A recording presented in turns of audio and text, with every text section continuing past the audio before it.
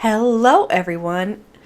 I am Justus. This is my space, and this is also episode 3. I want to kind of take a moment today to talk about some pen releases that have caught my eye, some notable stuff in the community right now that's very vague. Really, I just want to talk about the shu-jin interview from Yuseka Stationery for a little bit and talk about Taccia as a brand.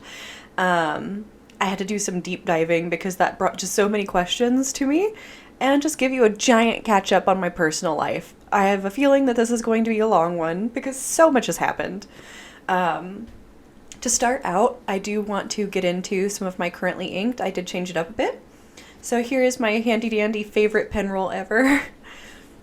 And in it, one pen has remained the same, and that is my Sailor Brown pen. This is the collaboration with Line Friends.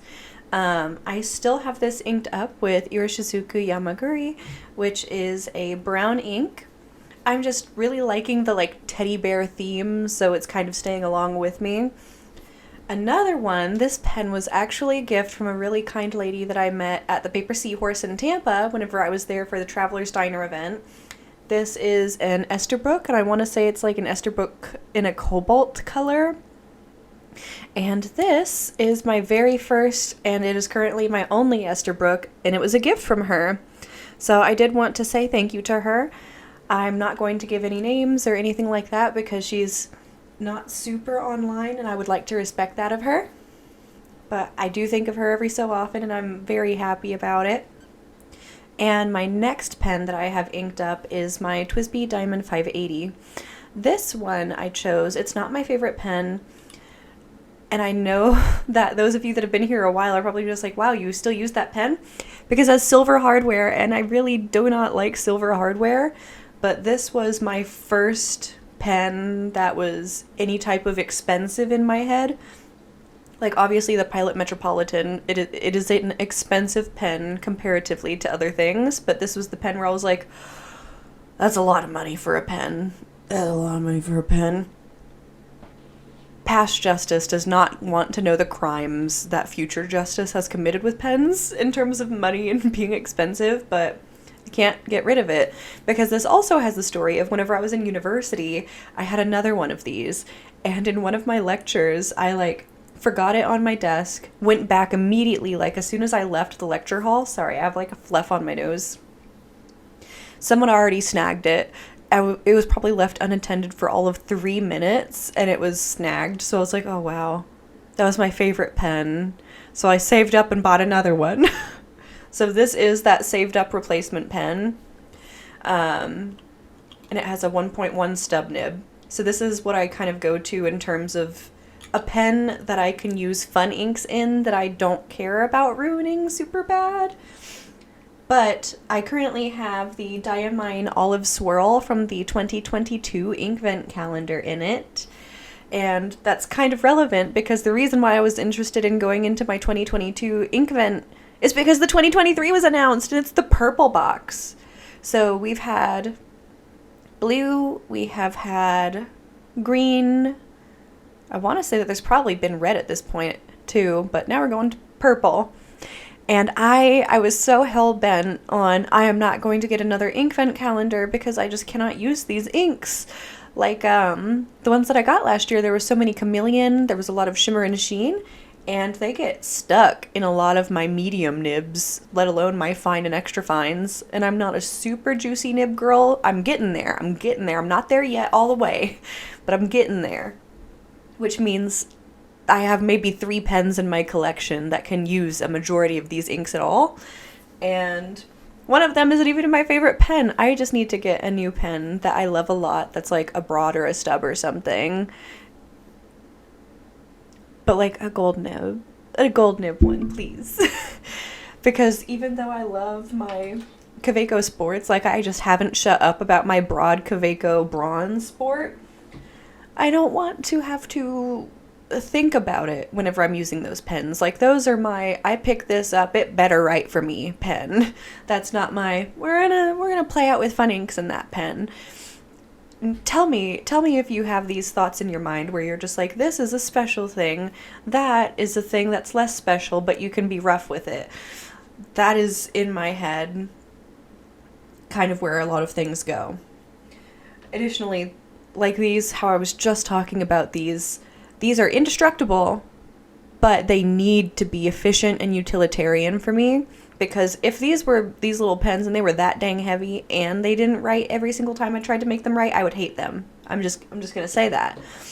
And one thing that I found, Olive Swirl 1, I'll put up, at the end of going through all of my pens, I'll put up little pictures of me writing with them so you can see the colors a bit more, like swatches, if you will.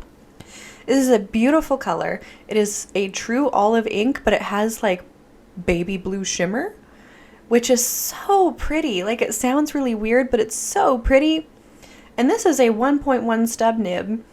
And the day after I inked it, it still clogged up to where I had to like flush it out, prime the feed again, try to get some glitter out of there. And I was like, dude, one day, and it's already clogged up on such a fat nib. I could never put this in another pen. So I just wanted to say that. I'm having so much fun writing with it, but every so often it does get like stuck in my nib and I have to mess with it for a little bit, and that's kind of annoying. So in this Esterbrook, I just have a Pilot Namiki Blue cartridge. Wait, is that what I have? Yeah, I just have a cartridge. Super simple, super easy, and I chose it because it matches the blue on the body. Ooh, another thing that I wanted to say, if you've talked to me in DMs or anything, then you probably already know, blue is not my favorite color. I have a vendetta against the color blue. This is an evil eye charm. He's allowed to be here. This was a gift that was specifically given to me because at the time I had navy blue roots to my hair when it faded to purple, and so she said it reminded her of my hair. That is so special. I'm not going to forget that. But I figured now is the time to get into my aversion to blue. So I think that if you were anyone who lives in a beach town or anywhere where it's based around tourism and the beach, you have seen 1,000,000,002 houses with blue decor, blue everything, blue, because everyone wants to look like the waves in the water in blue. Beach house. Especially for me working in first vacation rentals and now real estate, blue, beach house. Or now, in recent years, it's become white, all white everything. I am a Southern woman, I want white everything. I don't like all white everything. I don't like blue, beachy themes. It's just not my thing. That being said, I am eyeing up those Canalea pens that look like the beach because they physically look like the beach. They don't look like they just like the blue of the beach, you know? And because of that, over the many, many years that I have lived here, and this has been the economy, I have developed dang near an aggression towards the color blue, and I just can't stand it. There are some exceptions. Every time there are some exceptions, but I will say blue is one of those colors where I'm immediately just like, disinterested.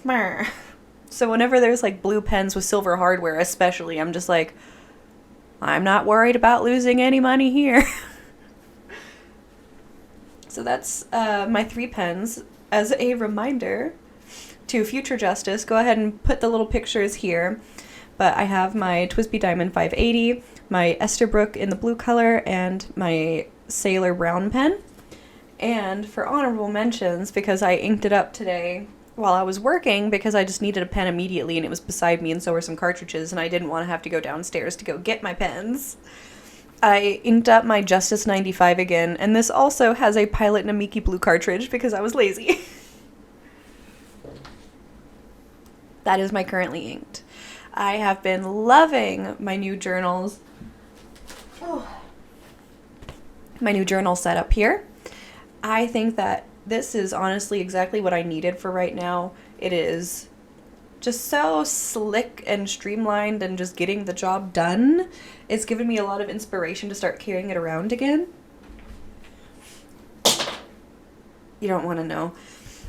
I also still am using this, but I did change it up a little bit. So I am no longer daily planning in this because it just makes way more sense for me to use the weekly and the monthlies in here. And if I have anything time sensitive, then in the weeklies, I'll just go ahead and circle that time for the time sensitive thing. So instead of doing dailies in here, because it's just not working for me to keep them in 2 separate books, this is now my food tracker and my just general well-being tracker if I'm doing activity, that type of thing. This has become my, you are going to have a great healthy year for the rest of this year, dang it, Justus. And we're kind of using it as our little accountability journal, if you will. What did I eat? Did I move my body? How was my sleep last night? Did I remember to take my vitamins? Please remember to take your vitamins. What about that allergy pill? I'm really bad about it. So this is in an effort to try and help that out. So, into the actual content. This is the longest intro ever, but that's why you're here, right? The first thing I wanted to talk about was to give a highlight, I guess, of some things that I have been seeing in ads and emails that I am interested in. And this was very largely inspired by the stationery cafe because I just love listening to them just go back and forth about things that they're contemplating and that they want, and then just going like, no, but you don't need it, but you don't need it. And then a podcast later, so I bought it. I just think that that's really cute. So I very much took the liberty of implementing that within my own series because I just think it's really fun. So, some things. The Leonardo Memento Zero Grande 2.0 Primary Manipulation. That is a limited edition, and that is a silver hardware pen that still has me like, oh wow, this is gorgeous. And it's not a wild price point. Like, it is more expensive, but it's not like up there like a lot of pens can get if you're looking at like Sailors, their Pelican pens, or even other more luxury things like we're going to talk about more in this episode. It's like rainbow swirls, and I don't know what it reminds me of other than whenever you go to like candy makers. There's hardly any that I have been to, but like at Disney especially, if you're at candy makers and you're seeing them make the hard candies where they're pulling the sugars together and rolling them, and then they'll like smack the little pieces. During that process, especially if they're mixing flavors, sometimes it gets swirls in the candy, and that's what it reminds me of. This is like a swirly hard candy that they have put into a pen, and it's rainbow, and it just looks so nice. I don't think that I'm going to get it because I just don't think I will, but man, I've been looking at it. Pen Boutique currently has it listed for $260 in the pre-order. I believe that I've been seeing it in the Atlas Stationers emails as well, and I just keep looking at it. Now, mentioning Atlas Stationers, I also wanted to drop in as a reminder, if you would like to support me in any type of way, and if you have something that you are looking to purchase, maybe look to see if it is on the Atlas Stationers website. I do have an affiliate code that gives me kickback, so if you purchase something from the Atlas Stationers website, it's applicable to most purchases, though not all. If you want to get 10% off of your order, putting up just us 10 for 10% off. The next item that I'm looking at a lot is called the Montegrappa Venetia in Marshmallow. This one is at Atlas Stationers, and I found it from their email list. It looks so cute. It's like white with little pink and pastel speckles in it, and so it's not entirely white like a marshmallow. It's like the fantasy of a marshmallow. Like, think of the white of the marshmallow, but then also all of the other pastries that are probably in the store that you're looking at. And so it's white with these beautiful gold accents with tiny pastel flecks of other color in the body. It is the fantasy. It is the pastel baby marshmallow fantasy. That has also just been killing me. But as of right now, I believe it's listed at $445.50 on Atlas. Editing Justus, please double check that number. But that is a number where I'm talking about where I'm just like, oh, that I don't know if that's entirely too reasonable.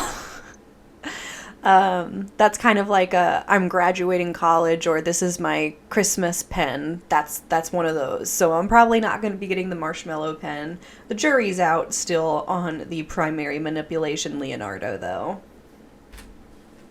And I have to say this, even I have to mention it. It's not my favorite. I'm entirely disinterested in it. But the TWSBI Eco Heat. Let's talk about the TWSBI Eco Heat. I am going to come up in here and be the unpopular opinion. I just don't really care about TWSBI Ecos that much. I have one. I have one because it's utilitarian and it does the job and it flows really, really well. And I can totally get that. It's also a relatively inexpensive pen for everything that it does do right. And so I can acknowledge that the TWSBI Eco is a very good pen. It is a very good pen. It's ugly. I hate it. I hate how they look. And so whenever there's a new TWSBI Eco color, I just never really care ever. Like, even whenever they had the baby pink that came out, I was kind of interested, but I was like, dude, it's a baby pink Eco. Why do I care? And that also just goes back into my deep, deep aggression towards certain things. One being the color blue, two being silver-colored hardware. I can get by it for some things. I really can. Like, if the rest of the pen is such an interesting color, or it can reflect off of the silver to where it is not aggressively silver, I can get past that. But at least for very expensive pens that I have never seen in person, not super interested. But also, if it's something that I already know, like an Eco, where I'm just like, that clip is gonna look silver. It's never gonna not look silver. I'm just a little bit meh. I also am not a big orange person, and so the TWSBI Eco Heat was not really up my alley, but I have to mention it because everyone loves TWSBI Ecos, and I just am not on that bandwagon. The last thing that I wanted to mention, I've mentioned beforehand, it is the ink vent calendar. I don't know, I think I might get it. I don't know. I have not pre-ordered it. But at the beginning of the year, I was very firmly like, no, I'm not going to get another ink vent calendar because it's going to take me so long to get through these inks that I only have so many pens that I can write with. But the hype train is there. And I could also do an episode where I just swatch all of the colors. Doesn't seem like a bad idea if you ask me. But I don't know, we'll see. If in a few months I come up and I'm just like, yo, I got the ink vent calendar, let's open it all together, then you'll know. The next thing I wanted to talk about was the Yoseika Stationery video with shu-jin Lean of Taccia. I loved it. So, I don't know much about Taccia at all, or at least I didn't prior to this. The first time that I held a Taccia at all was whenever I was at that pen meet at the Paper Seahorse earlier this year, and another kind lady let me look at her pen collection, write with her pen collection, and I believe that she had a Taccia with her. Which model, I have no idea. But that's probably the first time. And so seeing this little interview, I was like, oh, perfect. I have really been meaning to learn more about this brand and this company and really what they offer and what they do, because I know nothing. So I really encourage you to go watch it if you're interested. I'll go ahead and link it down below because, you know, the rising tide raises all ships and all that. But let me flip to my notes. So I'm not going to go over every single thing. This is not a deep dive by any means because I just did not do the amount of research necessary for a deep dive. I did a very surface level perusing. But so Taccia, which is the Taccia Pen Company, was founded in 2003 in Orange County, California. Shu-jin, who is the owner, had previously worked a little bit in like design and fashion and that type of stuff. And one of her core beliefs in the brand is that pens are a fashion accessory. Similar to wristwatches and things like that, it tells a little bit about yourself. It pretty much completes your whole thing that you have going on. And that can be seen in a lot of the pens being stylish, well-built, and just incredibly pretty. They're a fashion accessory. In 2011, Taccia was acquired by Itoya of Japan, and I wanted to do some research on Itoya of Japan as well because something that had confused me a lot whenever I was seeing Taccia pens just around the internet because I didn't know quite much was that some of them used the sailor nib, and so in my head I'm just like, who is this Taccia? What is their relationship with Sailor? I am very intrigued. And I do believe that it's further connection of Itoya of Japan because Itoya of Japan also does a lot of Sailor stuff. And so other companies here, I was not able to find in my very quick Googling if Itoya also owns Sailor. Actually, you know what? I'm just going to Google that right now. Interesting. I Googled who owns Sailor pens and then Ginza Itoya came up. So do they actually own Sailor? Like, is that the mother company like I'm thinking it is? While I'm on this website, I do also want to read some of their commitments to good design and their things like that. So for Itoya of Japan, our merchandise from Japan and overseas are purchased and our original products are developed based on the value of use and cherish things to one's liking for as long as possible. Cherish things of good taste for a long time, and to use with care for a long time. Make no purchases with compromise. And to fulfill our value, we always ask ourselves, does it meet the quality of good design? And you may be asking yourself, what is the concept of good design to Itoya of Japan? They look for three things, and that is universality that does not become obsolete in time, simple forms that fulfill their purpose with minimum design elements such as lines and planes, and use of colors that can bring good spirits and a sense of purpose to the owner. And they give some of their original product lines that they list. Tell me who you own. I want to know more. I want to know more about this company and what all they do. And this is probably kind of annoying to you guys because you're just like, okay, well, you've introduced this concept to us and you've not finished it. I want to know what you guys know. Do you guys have any like deep dives? Has anyone done a deep dive video on this? I'm so interested. I want to know. I am so intrigued by spider webs working together that exist a lot within the corporate world, and I want to know, who are you? Who are you? Who are you people? But some of their notable models at Taccia are the Pinnacle and the Spectrum. Those are some of their more affordable pens in the like $100 to $200 range. And they obviously have a lot of high-end pens like Makie and things like that that you can see in the Yoseika video that they showed.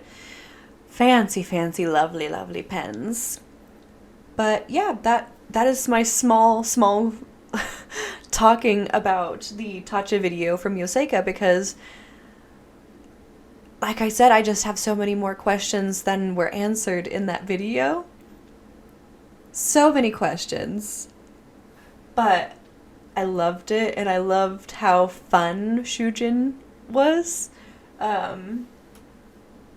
Just thinking about pens as a fashion accessory in general has changed my whole life. You know what? There we go. We have my accessory on.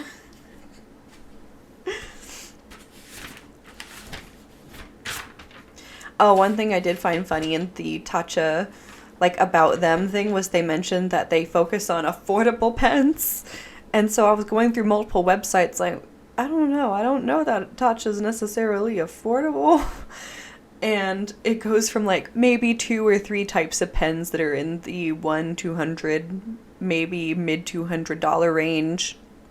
And then the next jump was like $700. And I was like, oh, okay, yeah, super affordable, yeah, girly. Sorry, that's me just being like, screams in poor person. Ooh, now I want to talk about Pens and Tea coming back to YouTube. So I love following Carrie of Pens and Tea, and this is the first more extended break that she's taken in quite a while. You can watch her video to kind of get into why she's been gone, because she has some very exciting life updates.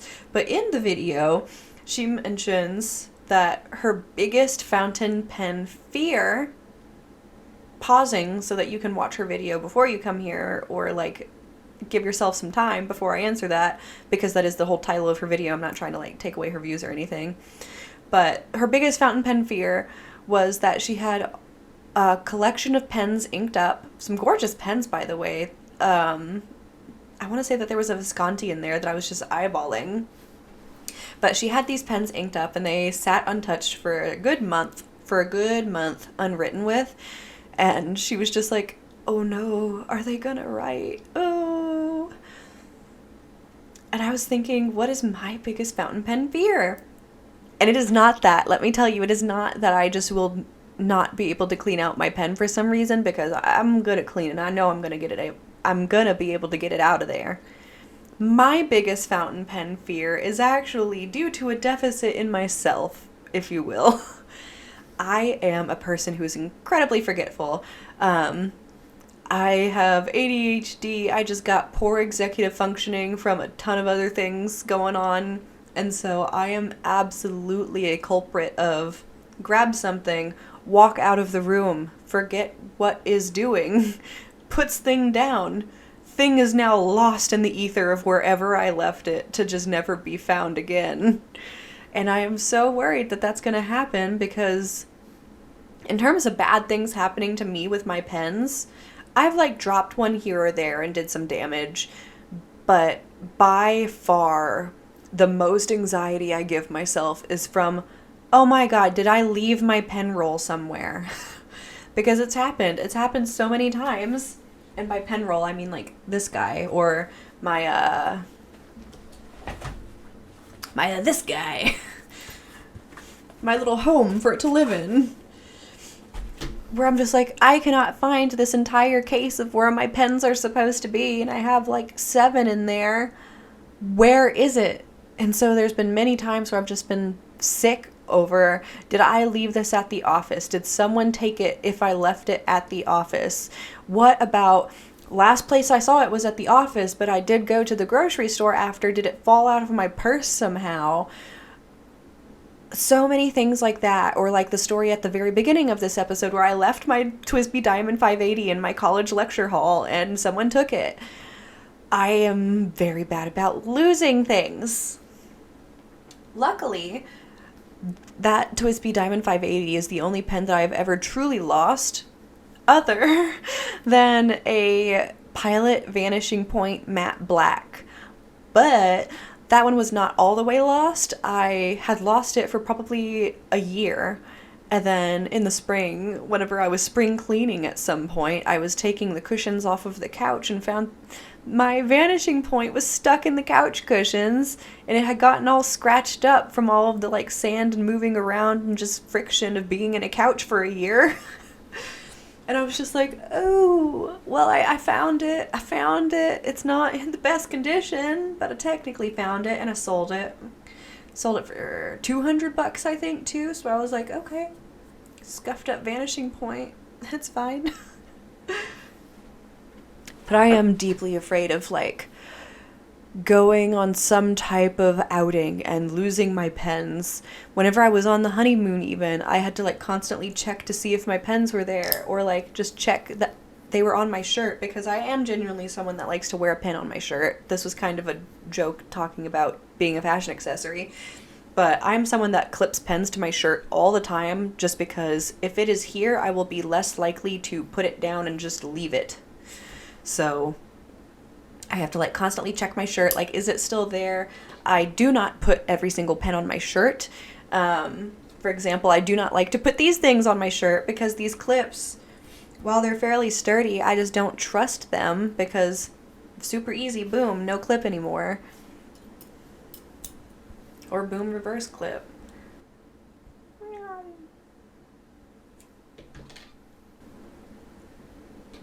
Back to the topic. And so that was kind of funny to me, because in Pens and Teas video, me thinking about my worst fountain pen fear being not being able to get an ink all the way out, or having ink sludged up, crustied up, barnacled up in the nib, I just straight up do not care. do not care at all. Like, oh no, I'll just clean it. It'll probably be more annoying, but to my knowledge, correct me if I'm wrong, but having some ink dried in a pen is not going to cause irreversible damage unless it's like a super vintage pen and it's been dried up in there for 20 years and it was also an ink with really bad properties or something. In terms of modern pens, which I only own modern pens, I don't own any vintage pens, I don't really think that that's a huge issue for me.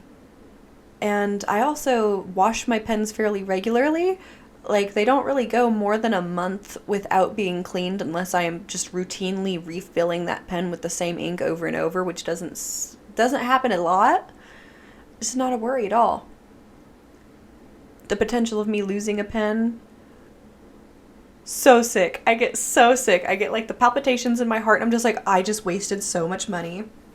In my head, I'll go through and I'm just like, okay, so in that pen roll, what did I have in it? Okay, so I had my Pilot Justus 95, which was a gift, but I know that's expensive. Or it was my TWSBI Diamond 580. Okay, I could maybe not repurchase that. That's not going to be the end of the world, but I will have to get something new with a stub nib. Oh my god, the Esterbrook. The Esterbrook was in there. Oh, I'll never be able to replace that. It was a gift. Like, I just go through that in my head the whole time. And then I'm just like, well, if I were to replace it, how much money would that be? And then I throw up a little bit.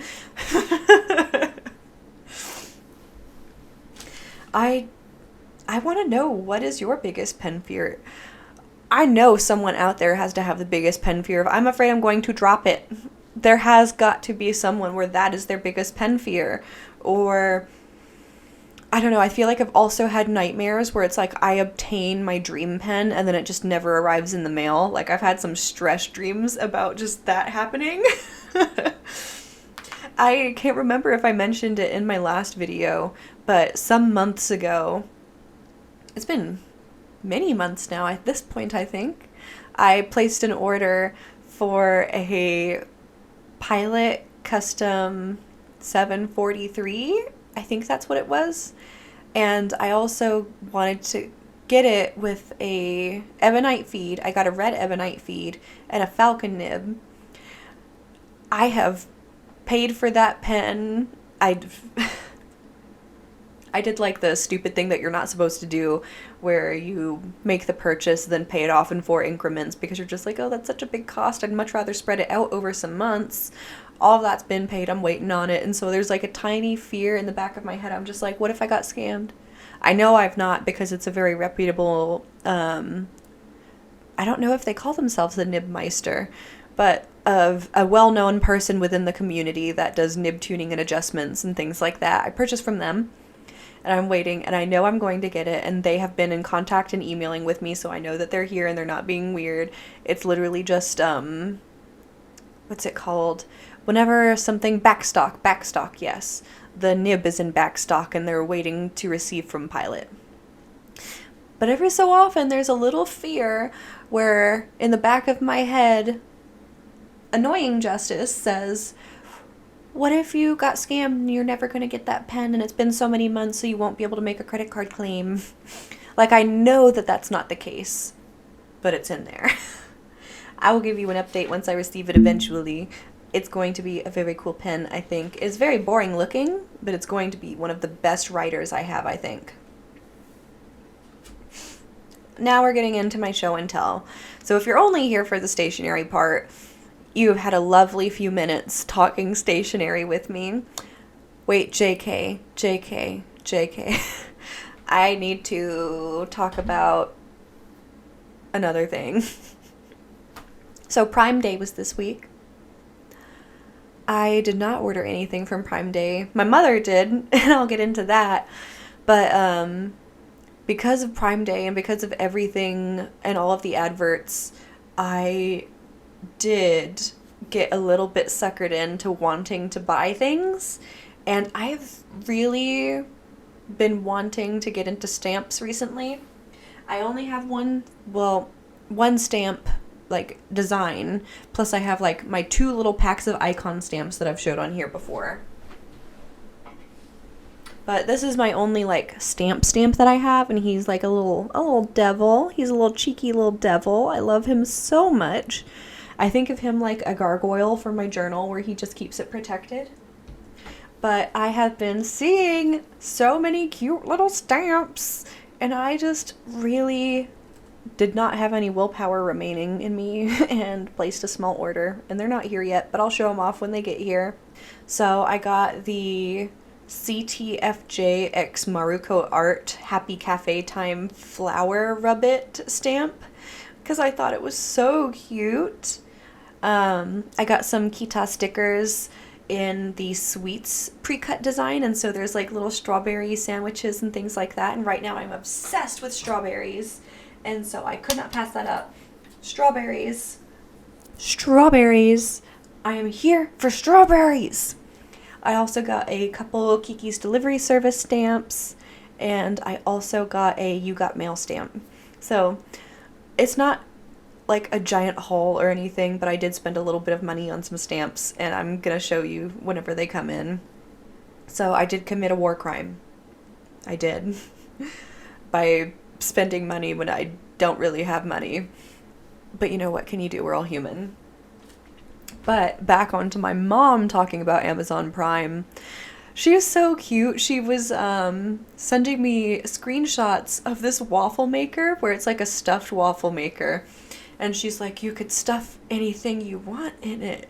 And in my, not even in my head, I was texting her back and I was like, Mom, you can do that with any waffle. It's called a sandwich. Just make a sandwich, but with waffles as bread. And then she was like, but look, you can put like sausage in it, and then you can have a sausage stuffed waffle, or you could put fried chicken, or you can put fruits. And I'm just like, okay, Mom. Okay, you could, or you could also just use your waffle maker you already have. And she was like, oh, I don't know, we could share custody of this thing for $30. I feel like I just want to try it. So now we're going to have shared custody of this waffle maker, and I'll let you know how it turns out. Another thing, in my last video, I know I was kind of saying that I was going to be going on a boat trip with my family. It turned out so fun. So we drove out towards one of the military beaches around here and docked there because it's tourist season. I don't want to be around all of the tourists while they're going to Crab Island. So we did that, which meant we couldn't get all the way where we may want to be near shore, but that's also because of the size of their boat. Had no idea that that even mattered. The more you know. So we were kind of in the water, but we were where I could touch if I was on my tippy toes and my head was like this, so it wasn't really that deep. But my little nephews couldn't touch, and so I played lifeguard for most of the day. So we had these like floaties in the water that we had tied to the boat too so that they wouldn't go out, and one of the floaties was so big that it's essentially a little island, and so the kids were wrestling on that, and I was like, okay, well, so-and-so fell down, let's help them get back up. Being the person who's just so worried about the kids, even though I know that they're strong swimmers. They've been in swim classes and played in the ocean since they were babies. But, you know, I'm a nervous Nancy. And it was just really fun to get to play with them like that. They're also playing chess now, which is wild to me because the oldest is still quite young. But we were talking over some games of chess, and they're also old enough for me to stomp them now without me feeling bad. And so I may or may not have not let them win, but I let the baby win in checkers. The baby's allowed to win in checkers. The other two, they can get slammed, whatever. Eventually they're gonna slam me in chess. I need to show off while I can before they surpass me, you know.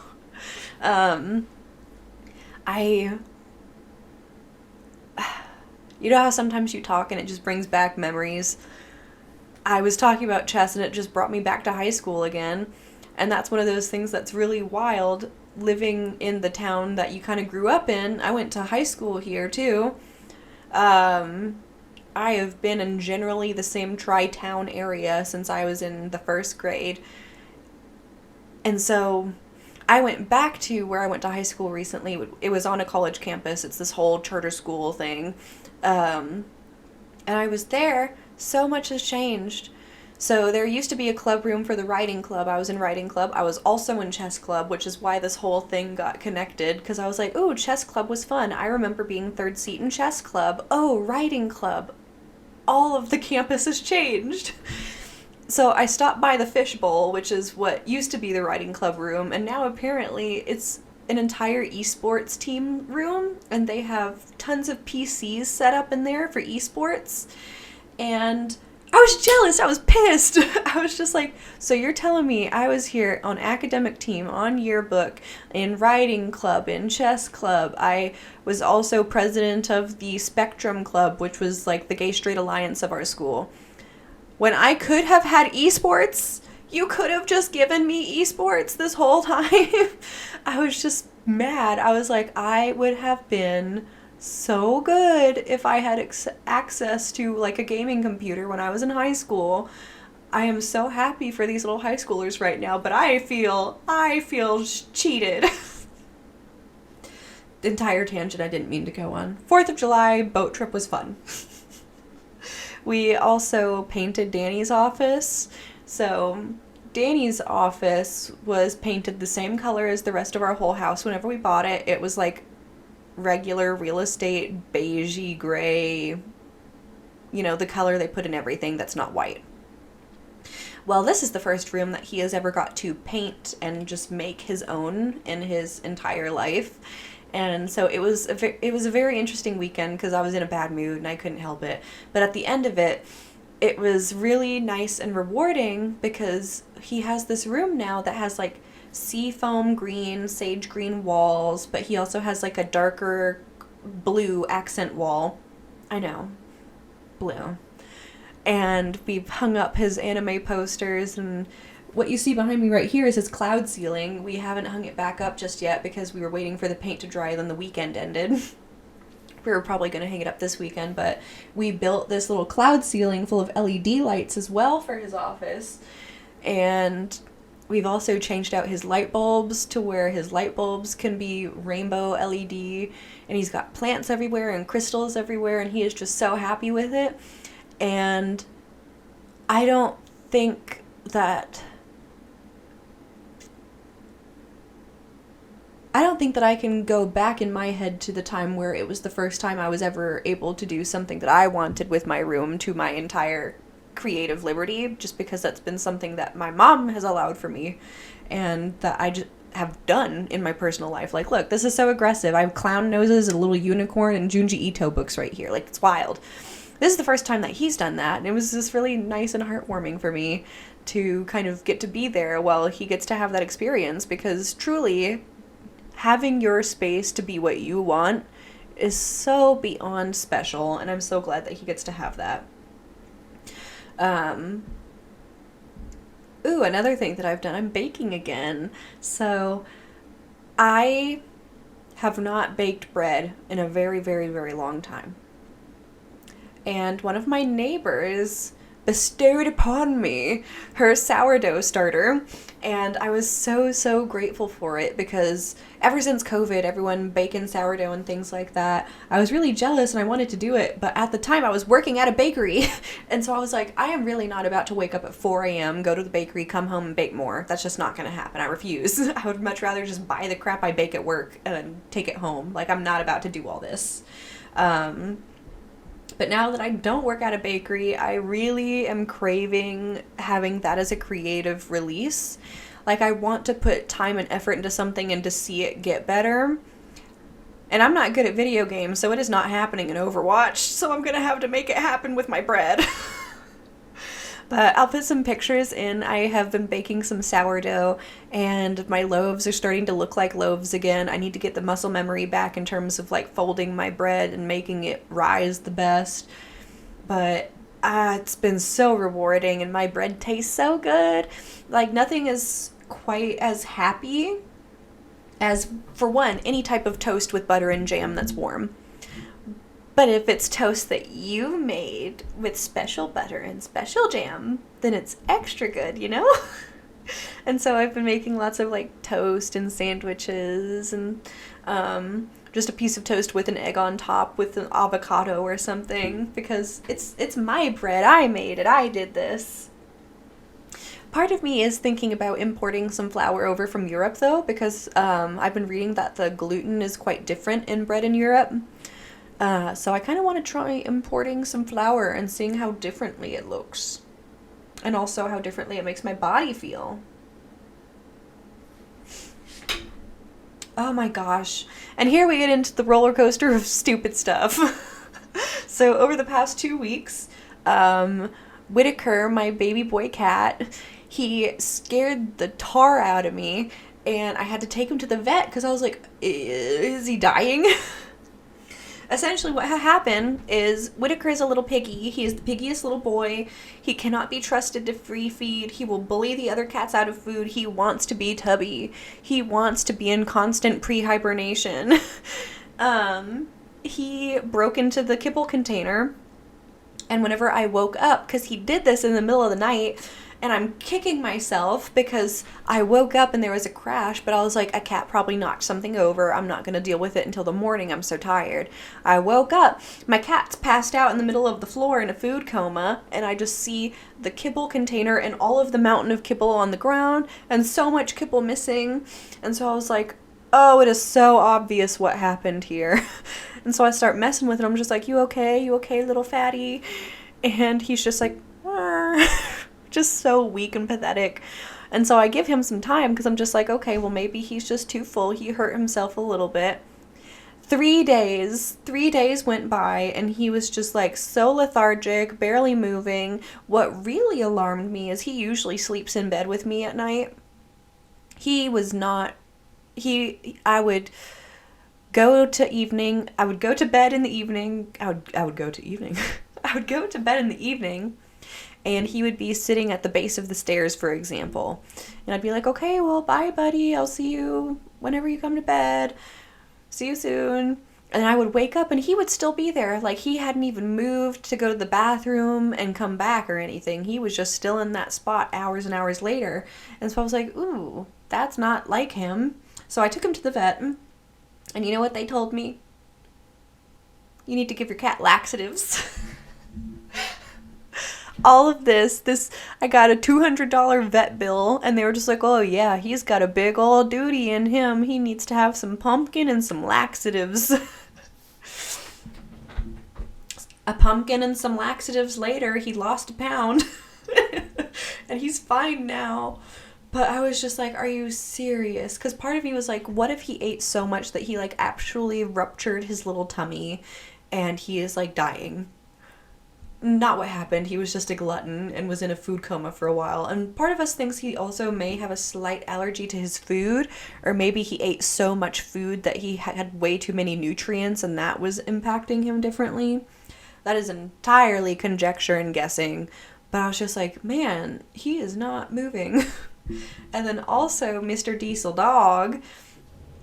Mr. Diesel Dog is our dog who came from a shelter. We adopted him in 2021. And according to his history, he was dropped off at the shelter at 2 months old. And we got him when he was 6 months old. 6 months old until 2, he was in the shelter. So he spent a lot of his formative time in the shelter. He is a great boy. He cannot handle a nail trim. And so we've tried to do nail trims at home, and it's just not going to work. Like, it'll be Danny holding him down, me aggressively trying to get his nails so hard, but he will barrel roll. He will scream like a husky, even though he's not a dog that generally makes any noise. He will lick at the little clippers to try and get his tongue in the way so that you don't clip because you're afraid to hurt him. Like, he will put himself in harm's way to keep them away from his nails. Can't do it. So we have to go to the vet, and we ask the vet to do it, and they give us little knockout pills now. So this was our second time trying the little knockout pills. On the little bottle, it says to give it like an hour and a half before the appointment, and so I did that. Absolutely nothing. He got into the appointment. He was still so energetic. First thing he did was he headbutt the vet tech, and they said, yeah, we're not dealing with this. And I said, absolutely understand. I'm so sorry about his behavior. And so I took him home, and he didn't get his nails trimmed. And you know what? Probably 7 hours later, around 8 o'clock at night, he was messed up. He was stumbling around. He was just like his eyes, even his eyes, like, instead of being like, burr, burr, burr, he was like, like, he was barely there. He was gone. And so I was just like, are you kidding me? We could have gotten your nails trimmed today if I would have just known, if I'd have just known better to give you the medicine earlier. Because last time it did not take this long for it to kick in. I was very surprised that it took this long to kick in. But next time, we were scheduled for next week, and I'm going to give him that medicine as soon as he wakes up. And then by the time we get to my appointment, it'll be like 6 hours later, and he should be docile. And he will be good. Because if this doesn't work, my next two options are, A, I can have them injection, put him to sleep, cut his nails, injection, wake him up, and that's going to be much more expensive. And also, I kind of worry about his health with that, because I've known so many people to have, like, freak accidents where their dogs get put down for, like, a dental cleaning or something, and they just do not wake up. Don't want that to happen to my baby. But, next option is I can just walk twice a day, every single day for an hour, which will probably be very good for my health, honestly. But it is just so hot in Florida, and I have so many bug bites, and I would also have to wake up extra early because it's not safe for his paws to be walking on the sidewalk during most hours of the day. And so at that point, I'm just like, I would have to entirely change my sleep schedule and my exercise schedule just to make sure that this boy don't have long nails. I would much rather not have to do that. So fingers crossed that this week at the vet appointment, his happy medicine kicks in a little faster so that he can get his nails trimmed, because they're so long. And then on top of that, our pool pump has been acting up. So at our house, we have a little house with a little pool, and everything is from the year 2000. Fun fact, completely separate from any of my pool pump stuff. I just think that this is fun, so I like to tell people. So I live in such a small town. To give you an idea, my graduating class was a little over 50 kids. The school that I went to from kindergarten through the 9th grade was a K through 12 school, and we only ever had 2 classes in each grade for most of my time. So the largest graduating class there legitimately was 50 students. It is a small town. Small town. The house I bought was actually built by my old softball coach, and I don't think I knew that until I started looking at the sidewalk, the driveway that they put in, where they carved in with a little stick their last name. And I was like, no wonder this is their house! And I was asking some neighbors around, and they're like, oh yeah, your house, back whenever the neighborhood was first being built, your house was home base for the kids who played baseball. And so they would start at your house, hit the ball, and then they would go to our house for first base, and then that person's house for second base, and they would play it like that. And I was just like, man, this sounds really cool. Apparently also, it had been removed before we bought the house, which is kind of sad. But it used to be a thing, I guess, too, where the kids in the neighborhood, my old softball coach, she had kids also, and so they would always have little friends and stuff like that. They had little tiles that they, like, stuck their hands in and painted, and she, like, put them around the kitchen on the walls, and that just sounds so cute to me, but they were taken off during the sale, I guess. But small coincidences aside. My pool pump, I'm pretty sure, is from the year 2000. I don't think that any serious maintenance has been done to it since then, other than things that I've inherited. And it started making a lot of really loud noises. And I've had a pool my whole life, grew up with a pool. I know what they're supposed to sound like, and I know what they're not supposed to sound like. It is not supposed to sound like that. It sounds like the motor is working way too hard. And so I've done some basic troubleshooting that I know how to do, but I've had to reach out to some pool vendors now. And we are going to have to pay a fortune. I think the cheapest option is not the best option, in that it is going to be replacing some parts that need to be replaced, but also the system itself is so old that it's probably just going to be a Band-Aid. So I'm still working on getting quotes for changing out my entire pool pump system and doing maintenance in that way. And then also thinking about it, like our pool liner, that's the thing that I was stressed about this summer, because I was like, our liner does not have a lot of life left in it. We probably got this summer, and then maybe if we can squeak by next year. But next year we're probably going to have to replace that pool liner. That's what's been in my head, not the pool pump. The pool pump is worse. But that's kind of what's been going on. I had every intention to sit down last week and just do another catch up, but then my cat got sick, pool pump problems, just being hot and moody. It's just a lot. But I'm trying really hard to kind of go about things in a water off a duck's back way. Like, what doesn't kill you makes you more bitter and more willing to live out of vengeance. I don't know. That's the kind of life that I'm living right now. And I also kind of want to talk just briefly. This summer has been very strange in my area, because I've talked about it countless times about being a tourist town. There is not that many tourists this year, which is bound to happen because our area had such a boom during COVID, and being a drive-in state for anyone who didn't want to drive out places. We had a boom. We had the highest occupancy that we've seen in ages throughout 2020 and 2021. 2022 occupancy got kind of normalized back to where it normally is. 2023 occupancy is down. No one wants to come here right now, which great for me as a person, because even though I still try not to go out to zones that I know are going to be filled with traffic and people, I just have more luck on the roads right now, because in a normal year, our roads are not built for the amount of people that come here.